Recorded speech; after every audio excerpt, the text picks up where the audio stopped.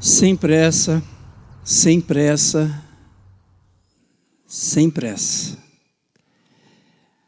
Nós fazemos parte de um tempo na nossa cultura, na sociedade em que vivemos, que falar sobre viver uma vida sem pressa quase que não combina com os nossos compromissos, com a semana tarefada que nós temos, com as inúmeras irresponsabilidades nas quais nós nos enfiamos por querer mais, mais e mais, às custas da nossa saúde, do tempo com as pessoas a quem mais amamos e no ritmo da pressa. Nós temos conversado ao longo dessa série de mensagens de que a pressa, ela nos adoece. A pressa, ela adoece você de uma maneira com que você se torne algo muito menor do que a pessoa que Deus fez você para ser. A pressa diminui a mim e a você. Nós falamos na primeira semana de que é importante nós termos um momento no nosso dia para dizermos não para a pressa e para termos um tempo de solitude, de silêncio diante de Deus. Para olharmos para a palavra, para termos um tempo de oração, para minimamente estabelecermos ritmos diários com Deus, ritmos de vida e não de morte. Na semana passada nós falamos sobre um ritmo semanal, o sabático. O sabático meu é às segundas-feiras. A minha folga é nas segundas-feiras. Talvez o seu sabático seja no domingo, o dia do Senhor, o dia que Jesus ressuscitou. Talvez a sua folga ela seja intercalada e você folga em dias diferentes, em semanas diferentes. Fato é que um dia da semana você precisa parar. Eu queria aqui agora colocar um asterisco e fazer uma observação. Nos últimos dias tem nos jornais, nas mídias, aparecido bastante coisa a respeito dessa questão no nosso governo, no Congresso, sobre a jornada. Se ela continua sendo 6x1, se ela passa a ser 4x3, certo? A gente está acompanhando isso de longe. Eu queria deixar claro para vocês, gente, que o que eu falei na semana passada, à luz dos ritmos da criação, que Deus trabalhou 6 dias e descansou 1, não tem nada a ver com isso, ok? Em momento nenhum eu estava fazendo apologia a uma ou outra perspectiva à luz do que está sendo discutido lá no Congresso Nacional. Até porque o que está sendo discutido lá é mais ou menos assim, 4, 5, 6 dias de carteira de trabalho e 1 dia de descanso. 5, 6 dias de vínculo empregatício e 1 dia ou 2 dias de descanso.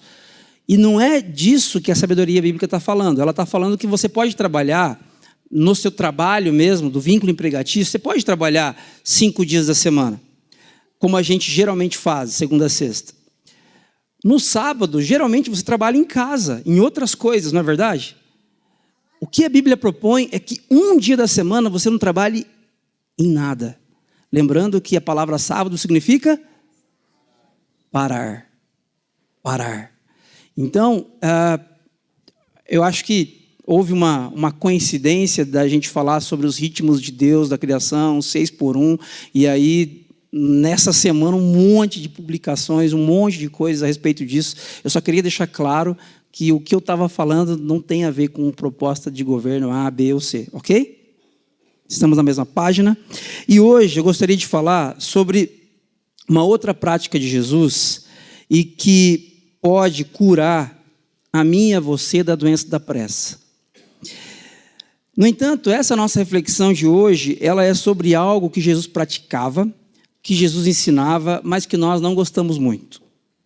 Porque quando nós falamos que Jesus ele ensina o perdão, que ele ensina a compaixão, isso para nós faz sentido, porque nós queremos ser perdoados. Quando nós falamos que Jesus instiga a vida à mesa, a comunhão à mesa, nós gostamos disso, porque nós gostamos de estar à mesa e comendo, não é verdade? Mas, quando o assunto é esse que nós vamos abordar hoje, nós temos várias reservas, porque nós temos nossas próprias interpretações específicas a respeito desse tema. Que tema é esse? Vamos lá? Quando a gente fala em dinheiro, quando a gente fala em posses, à luz da sabedoria bíblica, nós somos confrontados com palavras de Jesus que não fazem muito sentido para nós, especialmente na cultura que nós vivemos. Olha só, Jesus, no Evangelho de Lucas, capítulo 12, verso 15, olha o que ele diz. Cuidado, protejam-se contra todo tipo de ganância, porque a vida de um homem não consiste na quantidade dos seus bens. Olha que interessante, a palavra está destacada aí, quantidade. A preocupação de Jesus não é com a qualidade. Você pagou muito caro nesse carro, você pagou muito caro nessa roupa, você pagou muito caro nessa cadeira, nessa banqueta. A preocupação de Jesus não é com a qualidade. A preocupação de Jesus é com a quantidade. Olha só, cuidado. Jesus está nos alertando, protejam-se contra todo tipo de ganância, porque a vida de um homem não consiste na quantidade dos seus bens. Correr atrás do dinheiro para ter mais. Sério que alguém faz isso? Sério que alguém aqui faz isso? Correr atrás do dinheiro, acordar e loucamente trabalhar para acumular, para ter mais. Todos nós, né, gente? Todos nós fazemos isso. Todos nós caminhamos nessa direção. Jesus está aqui nessa manhã para dizer para nós, cuidado. Ok? Nós nos perdemos, é exatamente o que nós temos feito. Você sabe o valor da escola de uma criança hoje? Você sabe qual é o aluguel médio aqui na cidade de Curitiba? Você sabe quanto custa ir para o mercado e voltar com 4 sacolinhas para casa? Precisa trabalhar, Carlos. A gente precisa. E Jesus não fecha os olhos para essas necessidades, mas Ele está nos alertando quanto ao acúmulo e a quantidade dos bens. Olha só, em Marcos, capítulo 4, verso 19, olha o que Jesus diz. Quando chegam as preocupações desta vida, o engano das riquezas e os anseios por outras infinitas coisas, sufocam a palavra e ela se torna infrutífera. Presta atenção nisso. Jesus está dizendo que existe algo que pode tornar a mensagem do evangelho infrutífera. Isso é muito sério. Jesus está dizendo que existe algo que pode tornar a mensagem, as boas novas daquilo que ele veio fazer na história, tornar essa notícia infrutífera. Isso não são as doenças, isso não são as necessidades financeiras que você possa eventualmente passar, isso não tem a ver com a sua despensa vazia, isso não tem a ver com boletos atrasados, isso não tem a ver com falta de fé. O que pode tornar a palavra de Deus infrutífera são as preocupações dessa vida, o engano das riquezas e os anseios por outras e outras e outras e outras coisas. As palavras de Jesus sobre dinheiro e posse são difíceis de engolir. São pesadas e nós nos sentimos confusos muitas vezes. E se você se sente confuso quanto a esse tema, ok, mas como que eu vou trabalhar, pagar as contas da minha casa, me virar e ao mesmo tempo não lutar por acúmulo, por quantidade de bens, eu não sei como equalizar isso, seja bem-vindo. Isso é um problema que todos nós enfrentamos. A boa notícia é que o Espírito Santo de Deus está aqui nessa manhã para nos alinhar à história que Deus conta a nosso respeito e não a história que a nossa cultura conta a nosso respeito. Nesse sentido, eu tenho primeiro uma má notícia para você. Se você não está na mesma página que Jesus quando o assunto é dinheiro e posses, talvez você não acredite de verdade no Evangelho. Presta atenção nisso. Se você não está na mesma página que Jesus, quando Jesus fala assim, para de acumular, a vida de um homem não consiste na quantidade de bens que possui. O que sufoca a mensagem do Evangelho é justamente esse desejo por outras coisas e essa ganância. Se você se percebe desalinhado com os ensinos de Jesus, a má notícia é que talvez você não acredite de verdade no Evangelho. Não, Carlos, mas eu acredito sim, o Evangelho é tudo para mim. Tá, me conta como é a sua agenda, onde você investe a maior parte do seu tempo de segunda a segunda. Obviamente que boa parte dessa fatia de tempo tem de ser investida no trabalho, mas nós temos também que admitir que existe um desequilíbrio nos nossos dias que faz com que nós gastemos a maior parte do tempo no trabalho, seja no trabalho, seja em casa, e as pessoas a quem mais amamos, elas ficam em segundo, terceiro, quarto, quinto plano. Isso acontece porque talvez nós não acreditemos no Evangelho como nós achamos que acontece. Um jornalista, analisando o contexto norte-americano em 1927, a sociedade americana mudava de realidade, ela deixava de ser uma sociedade rural, passava a ser uma sociedade urbana, e ele começa a analisar aquelas grandes mudanças. Isso está num documentário na BBC chamado O Século do Self, e um jornalista que não recebe menção ali, não sabemos o nome dele, em 1927, ele diz isso aqui, ó: aconteceu uma mudança em nossa democracia. Ela é chamada de consumismo. A principal importância de um cidadão norte-americano para seu país não é mais como cidadão, mas sim como consumidor. Isso aqui não tem a ver só com os Estados Unidos, porque consumismo, esse ritmo de vida, ele nos atingiu há muito tempo já. Nós vivemos essa realidade. E nessa realidade, onde o governo, onde as empresas, onde a sociedade olha para as pessoas e não enxerga pessoas, enxerga consumidores, possíveis, potenciais consumidores. Quando nós olhamos para a sociedade americana, que tem esse ímpeto capitalista, talvez você consiga fazer essa crítica e entender que aqui no Brasil nós somos menos capitalistas do que eles. Eu creio que sim. Mas nós precisamos fazer uma autocrítica de entender que isso aqui também está acontecendo com a gente. O que aconteceu com a sociedade americana foi que, a partir da década de 20, eles passaram a encontrar contentamento, não em Deus, não necessariamente no ambiente familiar, ao redor da mesa, mas nas compras. Eu preciso comprar, eu preciso ter, eu preciso ir ao shopping. Quando houve o atentado às Torres Gêmeas, no 11 de setembro, fatídico, o país, os Estados Unidos, em uma situação caótica, o então presidente George W. Bush, ele dá um pronunciamento extremamente esperado. E nesse pronunciamento, resumindo, ele diz: nosso país precisa se reconstruir, nós precisamos ir às compras.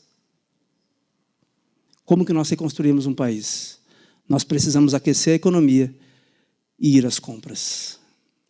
Um incentivo ao acúmulo, um incentivo à quantidade, um incentivo a tudo que Jesus disse que não era para nós fazermos. E aqui nós estamos diante de uma bifurcação. Porque comprar é gostoso, gente? É bom? É ótimo, é maravilhoso.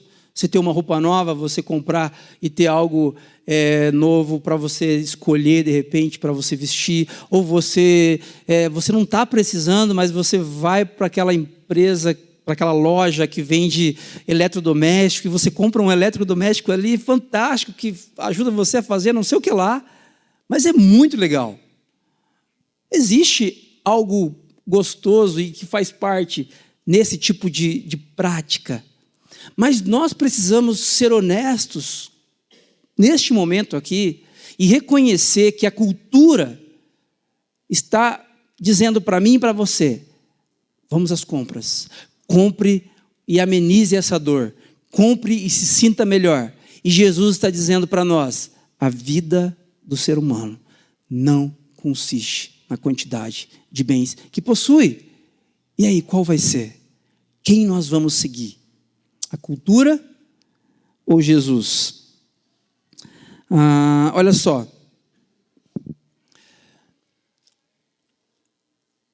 Uma pesquisa realizada também nos Estados Unidos, a gente tem um pouquinho de dificuldade com pesquisas no Brasil, e nos Estados Unidos eles têm inúmeras pesquisas muito sérias.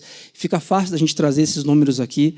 A gente precisa filtrar um pouquinho, porque não é a nossa realidade, mas eu acredito que nos ajuda a pensar um pouquinho. Por isso que eu trago essas pesquisas. Olha só, a respeito de ter mais. Não importa onde você viva, o seu bem-estar emocional está tão bom agora quanto estará com $75 mil a mais. E o dinheiro não vai melhorar o seu bem-estar se ultrapassar esse ponto. É como se você atingisse algum tipo de teto e não conseguisse aumentar muito mais o seu bem-estar emocional apenas por ter mais dinheiro. Essa pesquisa foi realizada por 2 grandes estudiosos nos Estados Unidos e que analisaram 450 mil pesquisas de um instituto muito famoso chamado Gallup. E nesse instituto eles perceberam que o dinheiro, sim, ele aumenta o seu bem-estar, mas até certo ponto só. Ele aumenta, sim, o seu bem-estar quando você deixa de dormir num colchão de palha e vai dormir num colchão bom. Ele aumenta, sim, o seu bem-estar quando você passa a ter um carro, um veículo de transporte que ajude você. Ele aumenta, sim, o seu bem-estar quando, em vez de comer só leite e fubá, você passa a ter carne, legumes, frutas na sua casa. Ele aumenta o seu bem-estar, sim, mas só até certo ponto. Depois de um certo ponto, tudo que você conquista deixa de aumentar ou não aumenta em nada o seu bem-estar. Mas a má notícia é que aumenta a sua pressa, porque para você manter aquele estilo de vida, você precisa trabalhar mais, correr mais, correr mais. E nós vivemos, então, nesse ciclo da morte, de não aproveitarmos a vida que Deus tem nos dado. Essa imagem fala para a gente a respeito de uma pessoa que está sempre correndo atrás do dinheiro, o dinheiro está ali, estou quase pegando, agora vai dar certo. Eu estou quase chegando lá. Mas existe uma varinha que está amarrada nas costas desse homem e ele nunca, ouça isso, ele nunca vai chegar lá. Isso é chamado pelos estudiosos de esteira hedônica. O hedonismo é a busca pelo prazer, é a filosofia de vida que defende a busca pelo prazer como finalidade da vida humana. Hedonismo. Uma esteira hedônica é você estar numa busca infinita, cansativa, entediante pelo prazer e pelo contentamento utópicos. Gente, somos nós que estamos ali.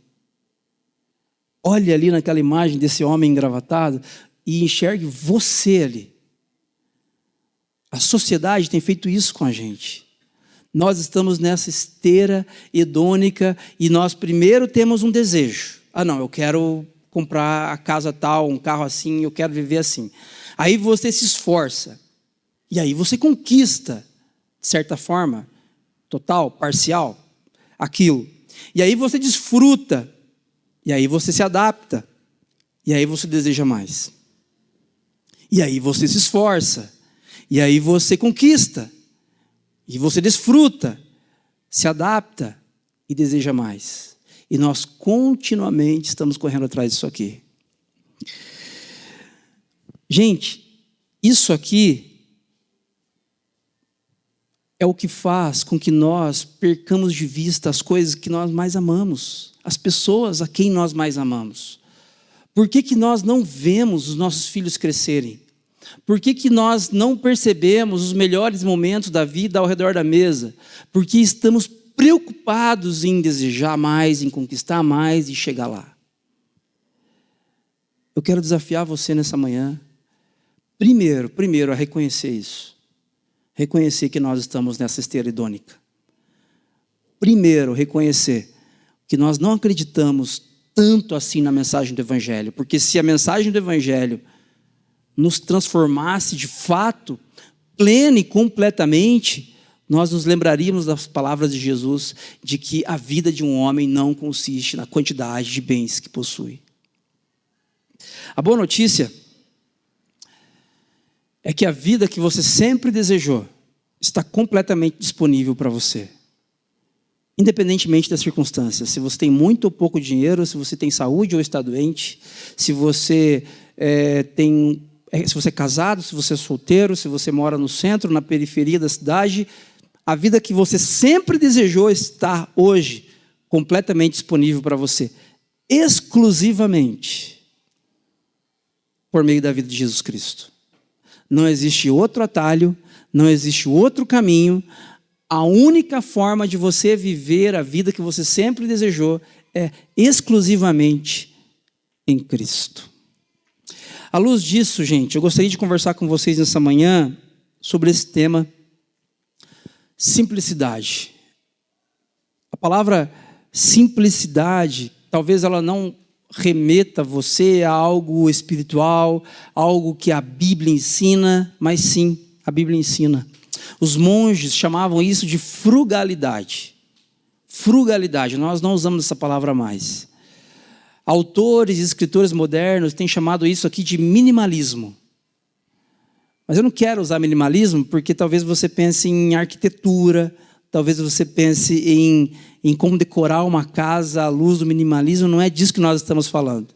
Nós estamos falando de algo muito mais profundo, que é a simplicidade, tem tudo a ver com a vida de Jesus e tem tudo a ver com os ensinos de Jesus. E se nós, nessa manhã, levarmos isso aqui a sério, isso aqui é parte de um processo de Deus na nossa história de cura.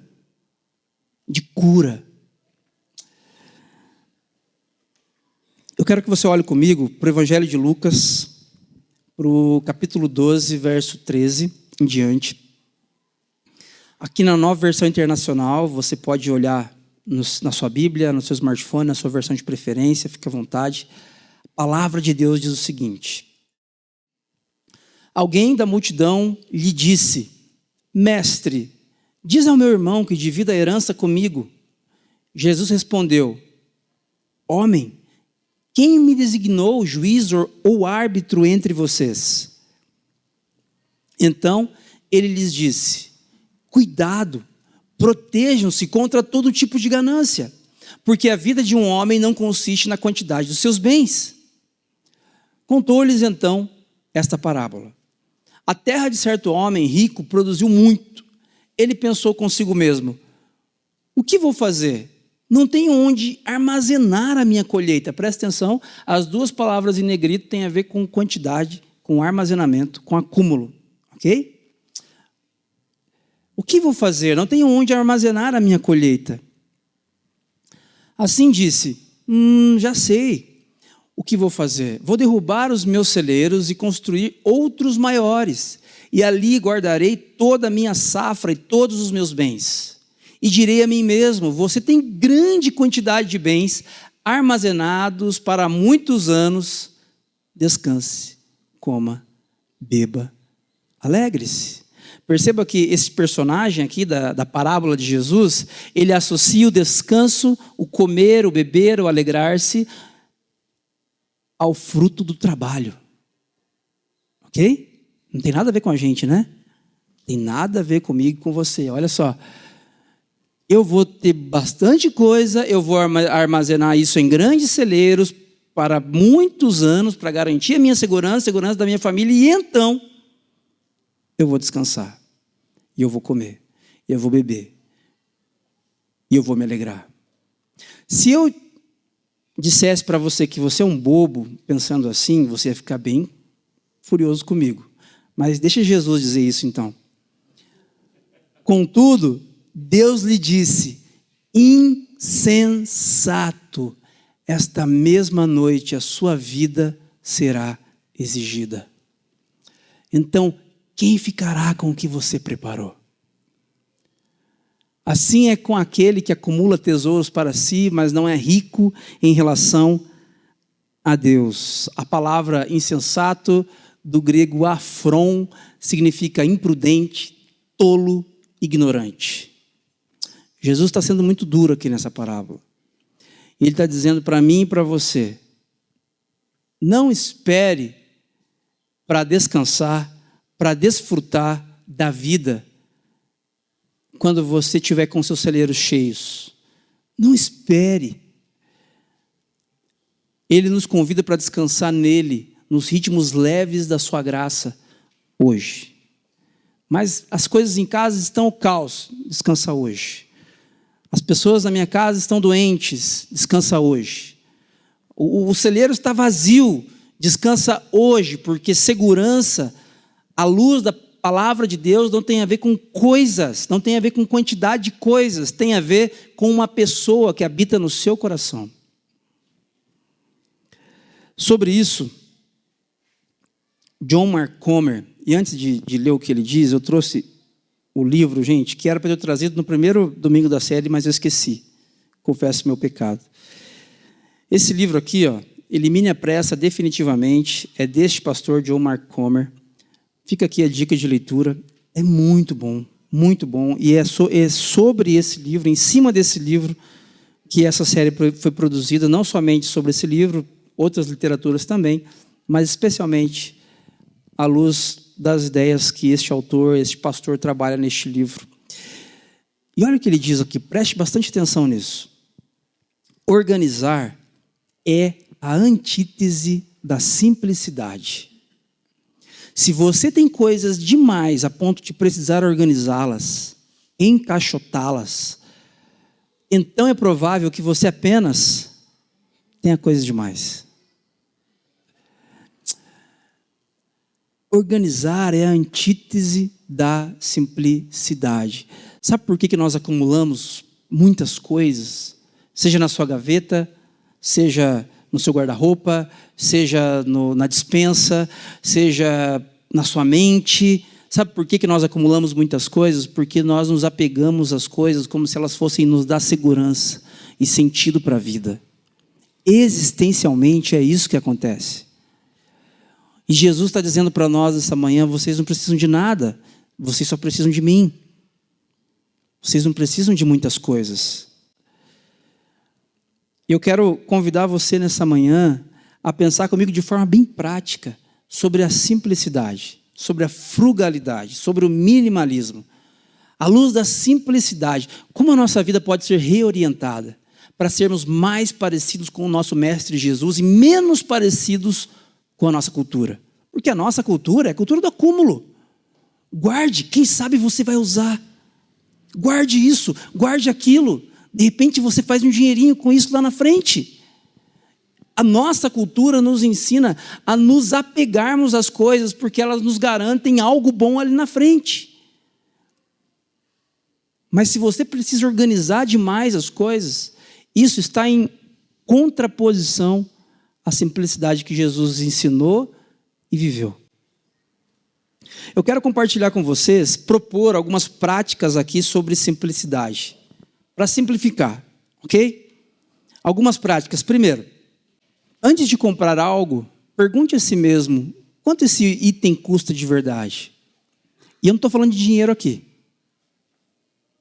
Estou falando de tempo. Quanto tempo a mais você vai precisar trabalhar para pagar por isso? Ou, eu sei que tem alguns irmãos aqui muito queridos que gostam de moto. Mas eu vou dar um exemplo nesse sentido. Porque é a única coisa que me vem à mente agora. Imagina que você gosta muito de moto e você quer comprar uma moto e você tem todo o direito. Compre mesmo e aproveite isso. Agora, vamos pensar à luz disso aqui. Você vai comprar uma moto, talvez que custe um valor alto, você vai precisar se organizar financeiramente para comprar esse bem. Você vai querer manter essa moto limpa e você vai gastar talvez algumas horas da sua semana para limpar essa moto. E por que você não quer mandar alguém lavar? Você quer limpar, você quer ter o privilégio ali, o prazer de gastar um tempinho com ela. Você vai precisar andar nessa moto. Então, para você aproveitar de fato. Então, mais do que o dinheiro, existe um tempo investido aqui. Quanto custa de verdade este item para mim? Não tem a ver com R$1.000, este bem que você de repente quer comprar. Tem a ver com o valor pecuniário, mas quanto tempo você vai investir? Se você precisar investir pressa para que este item, para que este bem seja possível na sua vida, na sua agenda, não invista. Se você precisar andar mais apressado, trabalhando mais, chegando mais tarde no trabalho, saindo mais cedo para o trabalho, para que este item esteja na sua garagem, não faça isso. Uma segunda prática: nunca compre por impulso. Você sabe disso. Nós sabemos disso. Mas eu quero que você lembre de uma coisa: Deus não é contra coisas. Deus não é contra você comprar uma coisa legal, a poltrona dos seus sonhos lá para você passar o final da tarde. Deus não é contra você fazer isso. Ele fez o mundo para que você o aproveite, e isso é lindo. Mas se a sua compra tem a ver com um acúmulo, e se para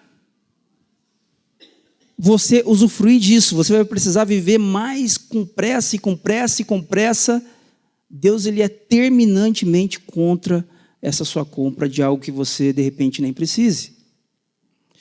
Uma terceira prática da simplicidade: quando comprar, escolha menos coisas e melhores.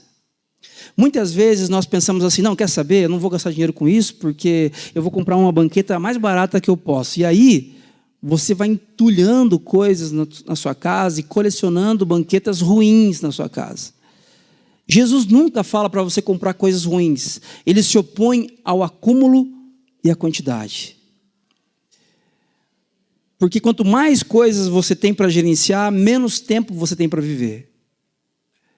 Quando você for comprar, escolha menos coisas e melhores. 4, compartilhe quando puder. Você não precisa comprar todo o cacareco novo que sai na Amazon, no Mercado Livre, que aparece para você nas mídias sociais. Sabe, gente, nós precisamos desenvolver o hábito de emprestar. Eu sei que isso tem uma série de problemas. Tem coisas que eu emprestei que nunca mais voltaram. Acontece. Agora, é muito legal que você tenha uma grama na sua casa para cortar e que você não precise comprar um cortador de gramas, porque tem um irmão, tem uma irmã lá da igreja que tem e você empresta. E você não precisa ocupar um espaço na sua casa guardando um cortador de gramas, porque você sempre empresta do irmão, da irmã, você ajuda na manutenção, você, enfim, colabora ali com as coisas, mas você não precisa necessariamente comprar, porque você pode compartilhar das coisas que você tem e do que os seus irmãos e irmãs têm. Se você precisar de um cortador de gramas, eu não tenho para emprestar. Mas se você precisar de uma escada eu tenho. Passa lá em casa, pega quando você quiser. Não precisa comprar uma para entulhar o canto da sua casa. Já tem uma enchendo o canto da minha casa. Compartilhe quando você puder. Você não precisa ter tudo na sua casa. Desenvolva o hábito de doar coisas. Lembre-se de que Jesus disse que há maior felicidade em dar do que receber. Você tem crianças pequenas como eu, você sabe que os brinquedos são extremamente úteis, mas eles têm prazo de validade. Porque a sua criança que amava brincar com brinquedinhos, agora ela já quer outra coisa, e aqueles brinquedos, você faz o que com aquilo? Vou guardar de lembrança. Gente, espaço é energia do seu coração e da sua mente que você está investindo, enchendo a sua casa de entulho, de coisas, de brinquedos. Separe alguns que são mais especiais para os seus filhos, e os outros, doe para outras crianças. Doe os cacarecos que você tem na sua casa. Livre-se dessas coisas. É mais abençoado aquele que dá do que aquele que recebe. Uma sexta prática da simplicidade: viva com um orçamento. Isso aqui é básico, pensando em planejamento financeiro, mas eu não estou nem pensando em dinheiro, aqui eu estou pensando em tempo. Viva com base em um orçamento, porque dessa forma você vai garantir que o seu sabático vai ser respeitado. Você não vai precisar trabalhar no domingo, não vai levar trabalho para casa. No domingo você vai parar. Você vai conseguir parar. Porque você planejou o seu orçamento e você sabe que com aquelas horas que você se propôs a entregar, as coisas vão fechar. Ainda, cultive a apreciação profunda pela criação. Aproveite as coisas que são gratuitas. Aqui em Curitiba, você tem parques em todo lugar da cidade. Você pode, a 5, 10, talvez 15 minutos da sua casa, você vai a um parque, pode passar o dia lá, e você só vai gastar, se tiver filho pequeno, com pipoca e sorvete, com seus filhos.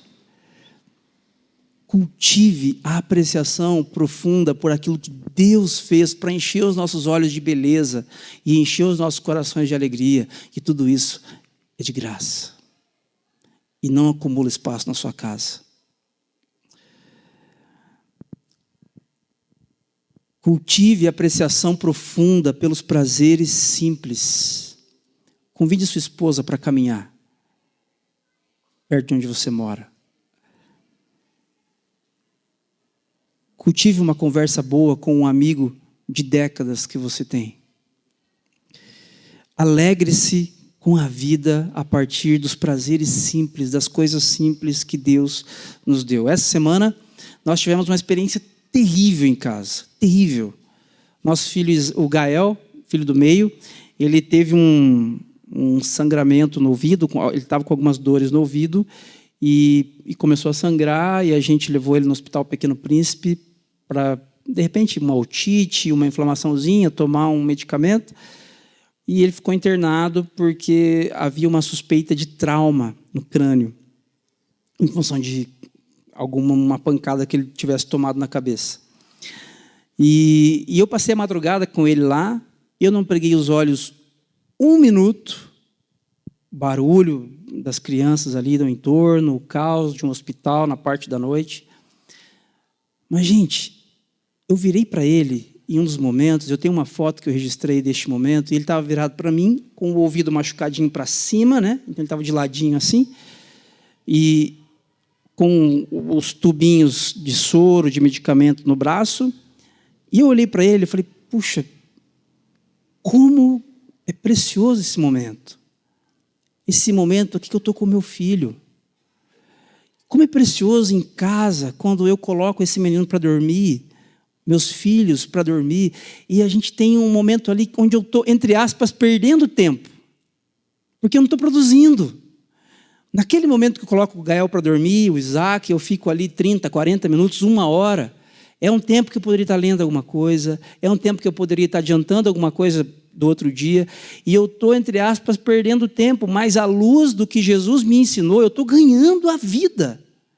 Eu estou aproveitando profundamente os prazeres simples, os presentes que Deus já me deu. Uma nona prática da simplicidade, isso aqui é importante, gente. Reconheça a publicidade pelo que ela é. O que ela é? Propaganda. Mentira. Perceba as mentiras.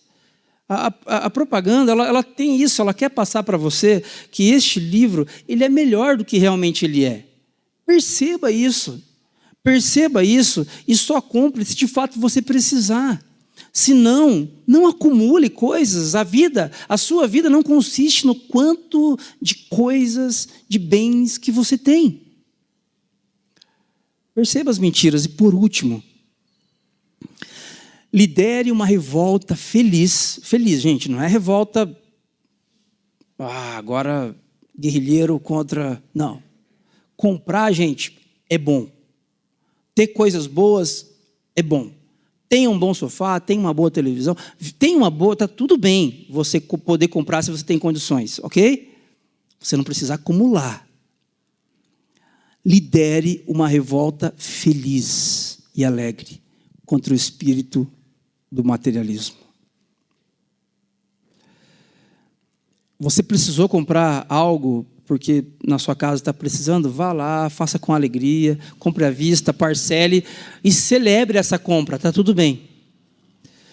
Mas se a sua compra não passar pelo filtro daquilo que é saudável, à luz do que Jesus nos ensina, fique bem em não comprar. Lidere uma revolta feliz e alegre contra o espírito do materialismo. Você não precisa ficar mal-humorado porque você tem muitas camisas ou muitos pares de meias. Está tudo bem. Mas comece essa curva comigo. Vamos começar, enquanto comunidade de discípulos e discípulas de Jesus, essa curva. Por onde começar? Por onde começar?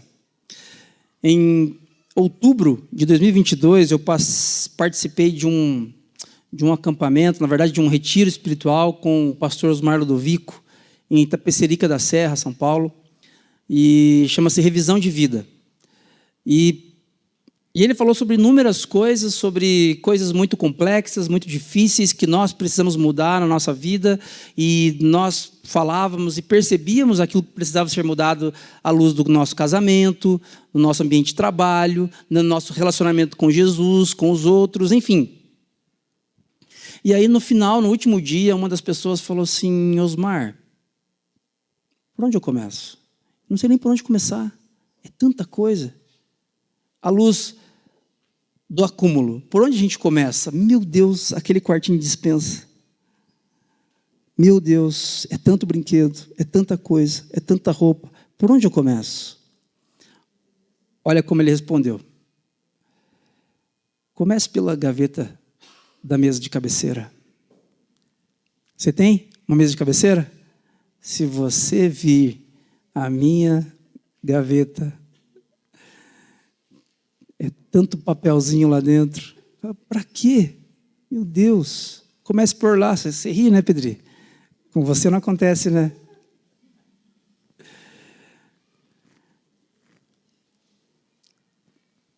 Gente, vamos começar por algum lugar simples?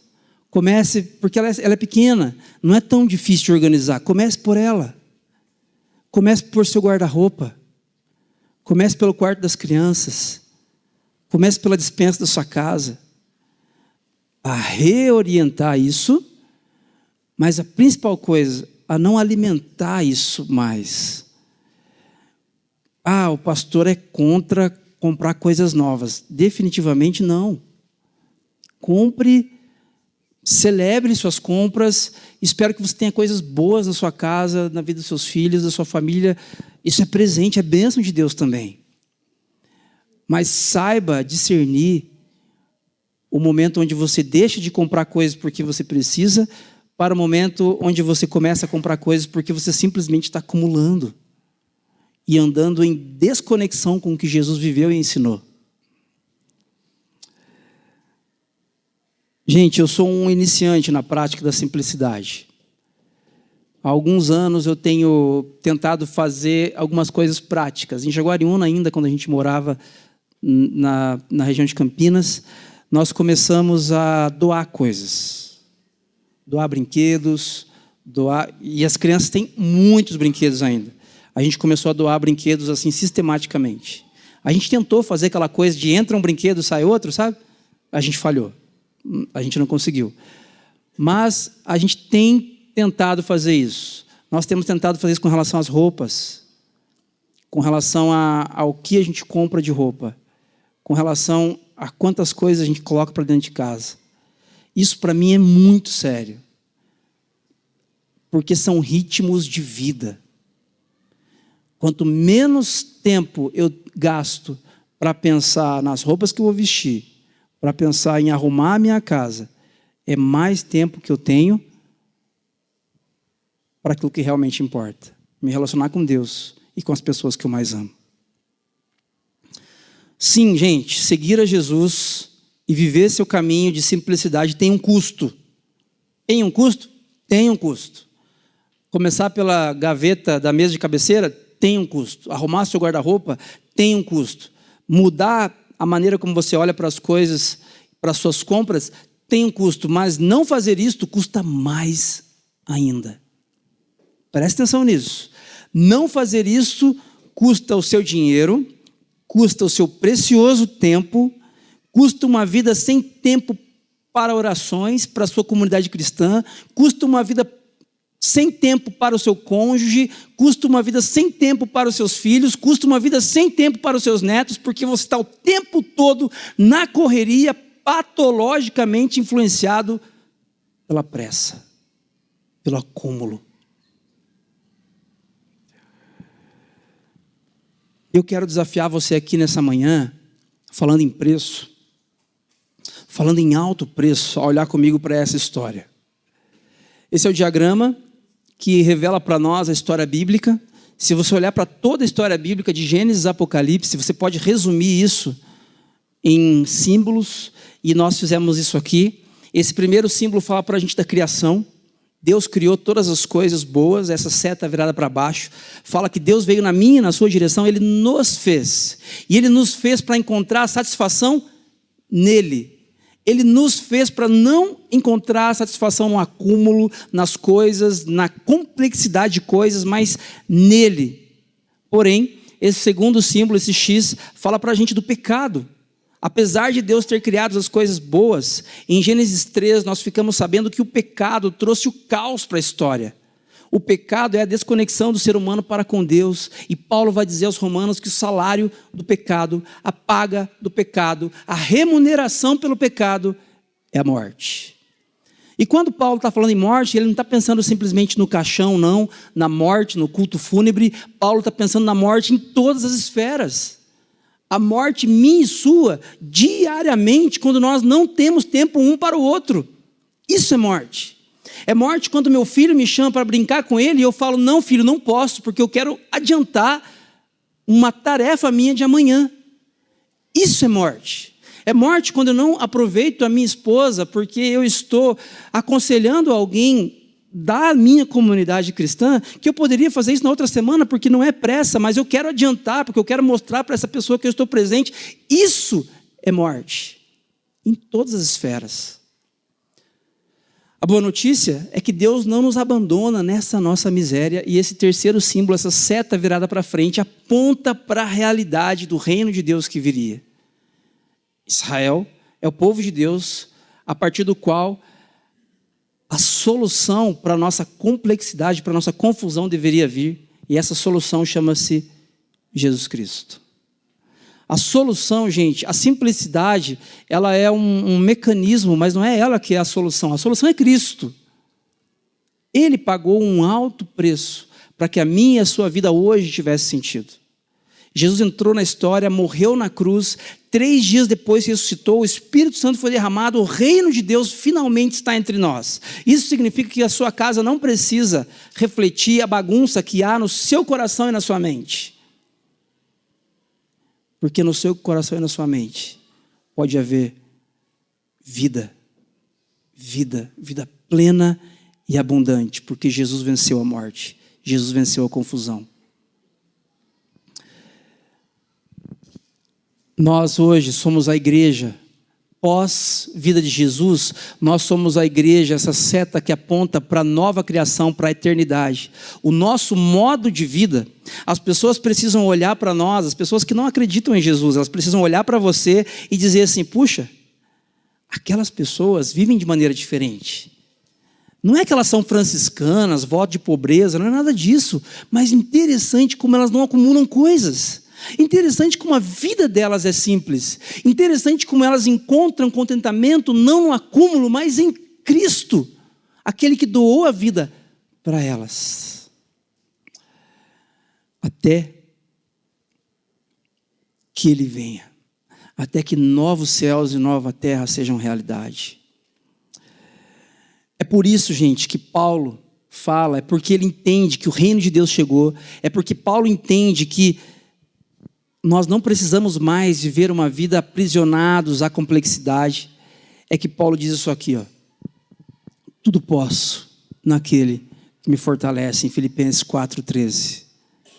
Paulo diz, eu posso todas as coisas naquele que me dá vida. Eu não preciso ter muitos bens, eu não preciso ter dinheiro sobrando na conta, ter os meus celeiros cheios e transbordando. O que eu preciso é de Jesus, aquele que me fortalece. E esse texto aqui, gente, ele é utilizado sem contexto o tempo todo por diferentes líderes religiosos ao redor do mundo.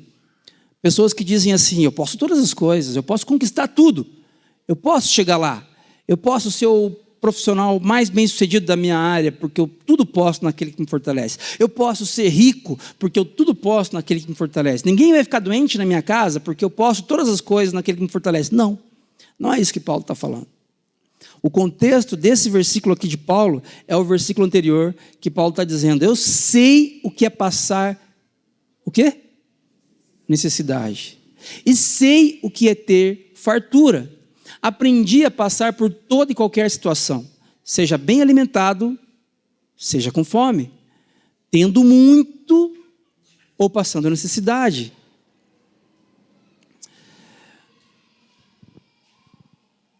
Nós queremos encontrar contentamento na nossa jornada. E eu estou aqui nessa manhã para lembrar você, à luz da palavra, para que o Espírito Santo fale com você profundamente de que este contentamento você só encontra em Cristo. E isso não é uma expectativa de futuro, isso é agora. Agora, o contentamento é agora em Cristo. Se você não está profundamente contente neste momento, é porque você não está contente em Cristo. Cristo, Ele me contenta, Ele me enche, Ele me preenche de vida e de alegria agora, porque Ele já morreu, Ele já ressuscitou. O reino de Deus já é uma realidade.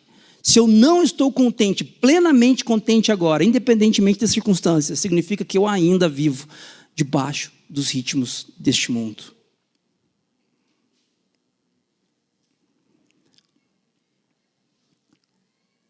Você pode ter uma vida rica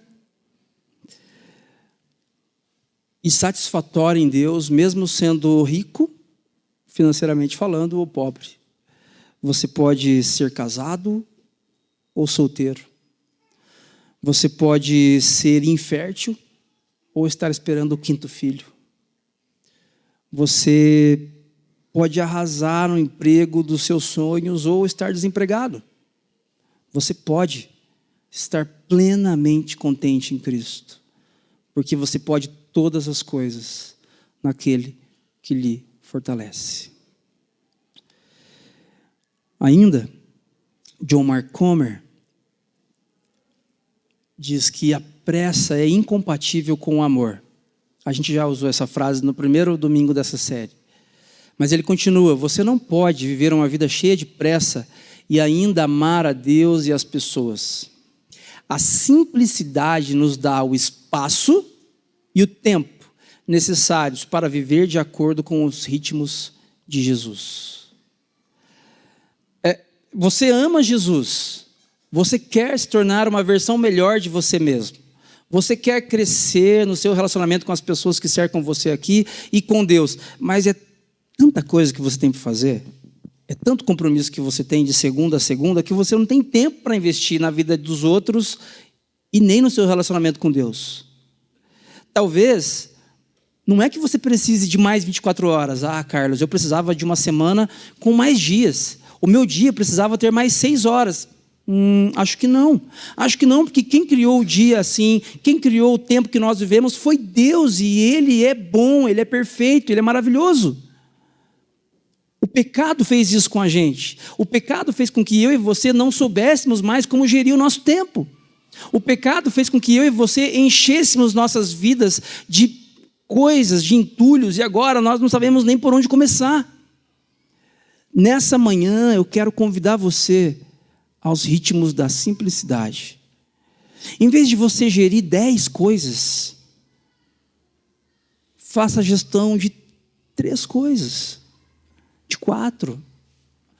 Em vez de você ter que limpar uma série de áreas lá da sua casa, do seu lugar onde você mora, comece a... Algumas coisas eu não preciso limpar, eu posso me livrar delas. Posso presentear alguém com elas, porque eu nem preciso disso, eu não sei nem a utilidade disso. E quando você fizer isso, é mais tempo, é mais espaço, é mais brecha que você vai ter para viver de acordo com o ritmo de Jesus. A Bíblia fala para a gente que Jesus era uma pessoa simples. Nós confundimos muitas vezes simplicidade com pobreza, e não tem nada a ver uma coisa com a outra. Jesus, ele era ajudado por mulheres muito ricas. Jesus, ele se vestia com roupas que depois que ele foi morto, crucificado, essas roupas depois foram divididas porque eram caras. Mas o texto também fala para a gente que Jesus não tinha onde reclinar a cabeça. Ele não tinha muita coisa. Mas a Bíblia não transparece para a gente a mensagem de que Jesus era um miserável. Em momento nenhum. Mas o convite para nós essa manhã é: menos é mais. Vamos viver com menos. Porque a nossa vida não consiste na quantidade dos bens que nós temos. A nossa vida consiste em Jesus. Em Jesus. O que a gente pode levar para casa para a gente pensar, refletir, praticar ao longo dessa semana? Quero convidar você a pensar comigo em 3 coisas. Primeiro,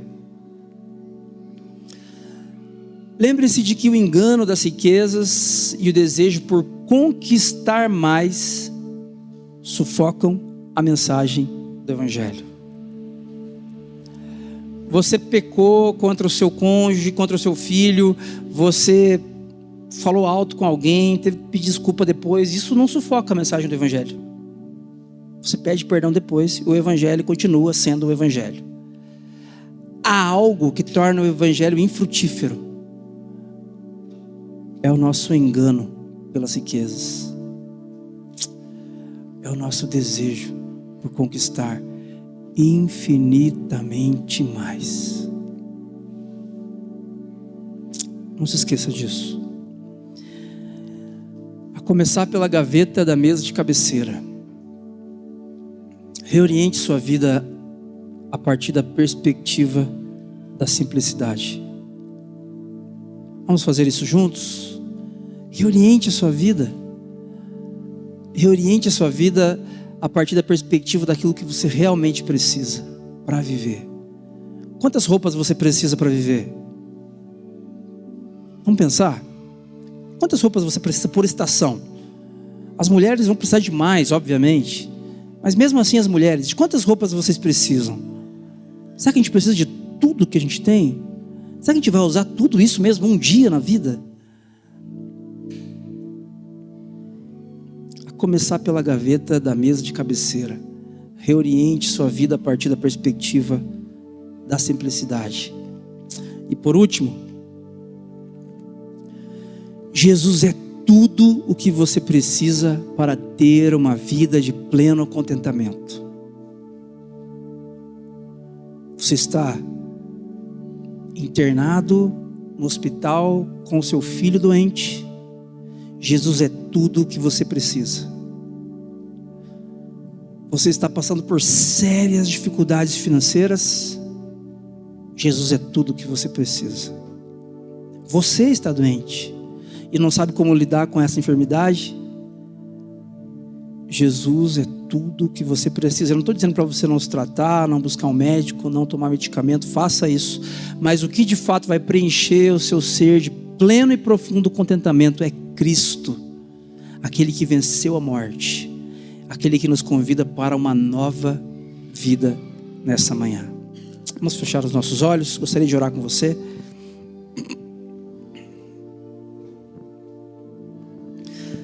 Deus de graça, nós somos especialistas em complicar.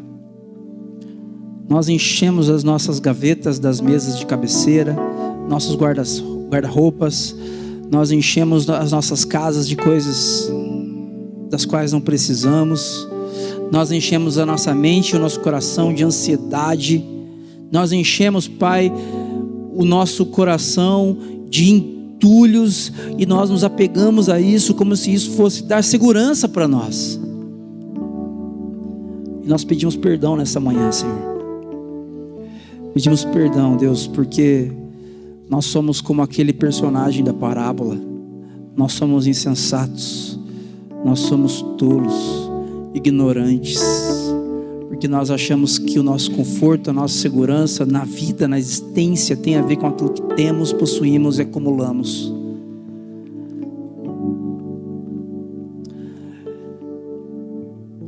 Reorienta a nossa alma nessa manhã, Senhor. Por favor, Pai. Espírito Santo de Deus, de forma doce e gentil, faz um milagre em nós nessa manhã. Ajuda-nos, Deus, a viver com menos coisas.